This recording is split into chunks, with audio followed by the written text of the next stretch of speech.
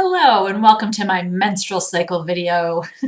I thought I'd create this video just to help clarify some of the things around how we figure out fertility based on the menstrual cycle calendar. So keep in mind, anytime we're trying to track a person's cycle, it's going to be pretty consistent for an individual, but they're still going to want to do that for at least 6 months to a year before they really feel confident in having their cycle like on point in terms of its recording, right? And there's a number of ways to do that. I know you all like apps, which yay, apps, even a Fitbit. My Fitbit keeps track of my cycle for me. I also like to buy things like this, Vinny's Giant Roller Coaster Period Chart and Journal Sticker Book. What? And this has all kinds of fun things. I usually buy it for like little kids, the nieces when they get their cycles. So here's October just as an example where the person can chart with these little Vinny on the roller coaster stickers. Why is it a dude? Like Vinny, I'm pretty confident doesn't have his period. All due respect to perhaps his gender that I'm unaware of. It also gives them a place to keep track of like how they're feeling and what cravings they might have. So it really helps in terms of like keeping track of their emotions and all of the effects of the menstrual cycle. Now, colloquially, we talk about the menstrual cycle as one thing, but technically the ovarian cycle is what's happening to the ovaries and the menstrual cycle is what's happening to the endometrial lining. We're not going to go back to those diagrams, but I do want to just go back to what exactly the menstrual cycle consists of. So the three phases you'll recall are the menstrual phase, followed by the proliferative phase, and then the secretory phase.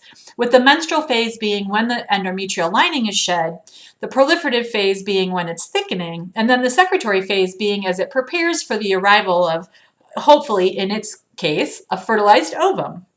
We're going to focus on avoiding pregnancy in this video, though you can use all the exact same information to track the cycle such that you can promote pregnancy or encourage or be more successful with pregnancy, whatever your goals are. All right, so let's take a look at this 2020 calendar. Now, this is a fictitious calendar, although I do wish 2020 was already over. We still have some time in it. And so I've indicated on this calendar with the red circles the period days. So these would be the days in which the endometrial lining was shedding from the endometrium and coming out of the body. Now you'll notice if you went through all of this, it's pretty consistent for this individual. There's some minor fluctuations, which we'll see here shortly. So keep in mind that because of the way the cycle is tracked, we actually count the first day of the cycle as the last day of bleeding. Now note that this is in academic and medical terms. We're going to actually switch up which day we use to start counting a little bit later. So I've indicated the first day of each of these cycles by coloring in that little red dot pink. That would be day 1. So if we started counting each cycle, if we would start in January, on January 5th, and then from there we would actually count through to February 4th, which you can see is 31 days. At the same time, we could look at February, and here I'll move my cursor with you. We would start on February 5th and then count all the way through to March 6th, which would also be 31 days. Same for March to April. Notice March 7th to April 7th is actually 31 days. Let's do the next one together, April to May. So if we start on April 7th, we would count 1, 2, 3, 4, 5, 6, 7. And here's where I like to cheat because, of course, we were taught how to count by different numbers. So we're going to count by sevens. So this would be 7, 14, 21, 28, 29, 30, 31. May 8th brings us to 32 days. And so we'll fill that in, and you could go through the rest of the year and fill it in as well. Now, on this 12-month calendar, we only have 10 complete cycles, so that's all we'll count. Notice that that equals 313 days. If we add up all 10 cycles, then we would divide by 10 to get the average, and the average is technically 31.3. So we'll see it's going to be about a 31 to 32 day cycle. All right, so now, the only thing we know for sure in this situation is that exactly 14 days after ovulation is when the bleeding will start. So notice again here in January that ovulation for the January to February cycle actually happened on January 19th. Therefore, exactly 14 days later, this cycle is going to begin, so on and so forth. Now, someone might say, hey, you counted that day. If this is day 1, to, is it 1 day later, 2 days later? And I don't count this day because it's 14 days later, right? So 1, 2, 3, 4, 5, 6, 7, and then 14 puts us there. All right, and we could do that for the whole calendar if we wanted to, but I've indicated ovulation for each cycle on the calendar inside of a star. Now, where do we go from there? So now we know the period, we know the first day of the cycle, and we know ovulation. So keep in mind what we also know about ovulation is that ovulation occurs and that oocyte lives for about 24 hours.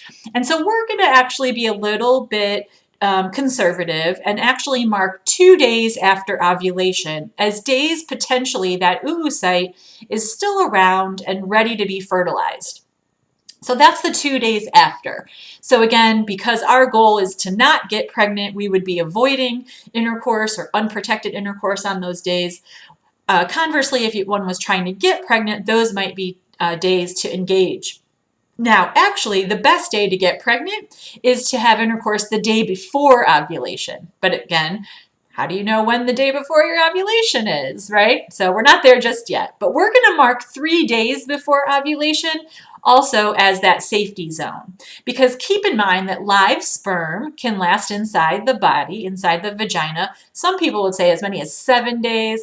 5 days, I think, is probably a better estimation. I generally would say 3, given a lot of different things. So if we mark 3 days before to 2 days after ovulation, those would be the days that this person, because she is attempting to avoid pregnancy, would avoid intercourse, or at least unprotected intercourse. And then again, for those of you out there trying to get pregnant, that would be when you'd want to have intercourse. And you'd actually want to have it the day before ovulation and then the day after, because you would also not want to do that every day, which we'll talk about more when we get to the pregnancy chapter. Okay, now we know the safety. Now we know the approximate length of the cycle. We also know when the period is.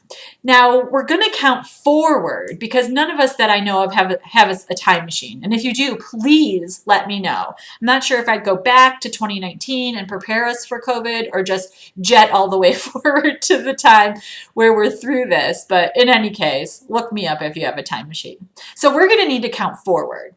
Now, keep in mind, and this is where we're going to switch here, because we said the last day of bleeding is actually the first day of the cycle. The first day of bleeding, however, is the one that's going to be the most consistent because it's going to be the day that falls exactly 14 days after ovulation. That's the only exactness in here. So we need to be able to count forward. In order to do that, we have to split our cycle into days prior to ovulation and days after ovulation. We know ovulation is 14 days prior to bleeding, so we need to figure out the other side of that. So if we say we have this 31.3 day-long cycle, and 14 days is the only constant, then we know that there's about 17.3 days prior to ovulation from when the cycle begins. So if we took a look at our cycles on our calendar, and that 0.3 is going to be just a little bit tricky, but check out the January to February. Notice that ovulation for that January to February cycle is all marked, right? We went backwards 14 days to get to ovulation.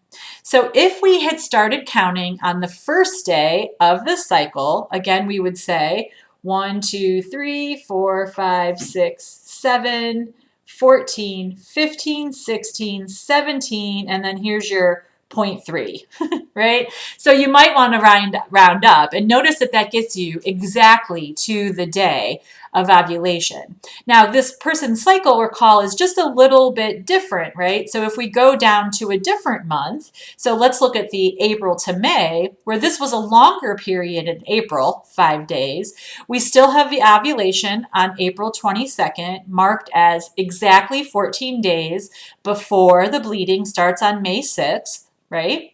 And so if we look at this cycle that started on that Tuesday, April 7th, but still start on the first day of the period, which is where I'm telling you to start counting, then we would start with Friday, April 3rd, right? 1, 2, 3, 4, 5, 6, 7 brings us to 9, 14, 15, 16, 17.3. Notice that one's just a little bit off, and that's because that one is a little bit longer of a cycle, but it still gets us within our safety days. The other thing I want you to keep in mind is that if we always start with the last day and count 14 days forward, notice on this cycle, we're still pretty much going to end up within that safety space with a few minor exceptions. In July, we might have that's going to put us actually over here, which might have meant we engaged in intercourse a little bit before ovulation, which could be dangerous. Generally, I figure, even though I'm telling you 3 days before and 2 days after, that if you really don't want pregnancy to occur, to just use an entire week of safety period around, especially if you're someone around ovulation, pardon me, especially if you're someone that doesn't have a super consistent cycle. All right, so I hope that that helped. Let me find my face again. I hope that helped you figure it out just a little bit. Woo, okay, just a little bit better in terms of how to figure out this cycle. Unlearn, I've given you a different example with just a few months that you can test out, and then the answers post so you can check yourself. All right, check yourself before you wreck yourself, my mom would say. But in this case, check yourself before you impregnate yourself or someone else. All right, that was awkward. I'm gonna stop. Bye-bye.